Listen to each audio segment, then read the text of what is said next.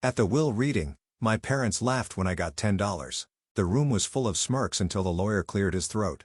Actually, there's a private letter just for Dana. And then? Silence. They left. My own parents, Mom covering her mouth like it was some inside joke, Dad shaking his head in mock pity. $10? He whispered loud enough for the whole room to hear. I sat there frozen in a room full of smirks, my face burning, palms trembling. The lawyer had just read my name. That was it. To Dana Harper, $10. No explanation. No apology. Just $10. I wasn't even surprised by the silence that followed. Just the cruel chuckles of family who had always made me feel like an afterthought. But then Mr. Whitaker, the attorney, cleared his throat. Actually, he said, adjusting his glasses, there's a private letter addressed only to Dana. The room fell dead silent. And for the first time in my life, I saw fear in my parents' eyes. They had no idea what was coming. Neither did I. I was born into a family where success was pre-planned before you could walk.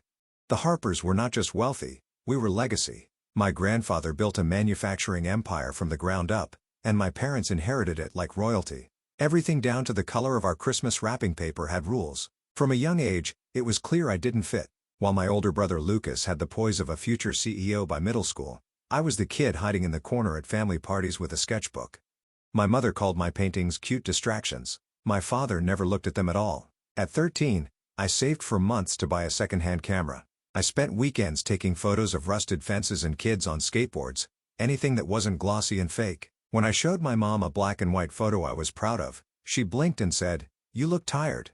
Maybe less time outside?" By high school, the divide was permanent. Lucas was groomed to be heir. I was tolerated. I remember overhearing my parents once after a board meeting. "She needs to wake up," my dad had said. "Dreams don't pay for legacy." "She's still young," my mother replied half-heartedly. "She'll fall in line eventually." I didn't. Instead, I applied to art school secretly. When the acceptance letter came in, I told them over dinner, "You want to study photos?" My father blinked as if the word itself was beneath him. "That's not a profession, Dana. That's a hobby." That was the night my mother said it, the sentence that stayed with me longer than I care to admit. "You're wasting your inheritance."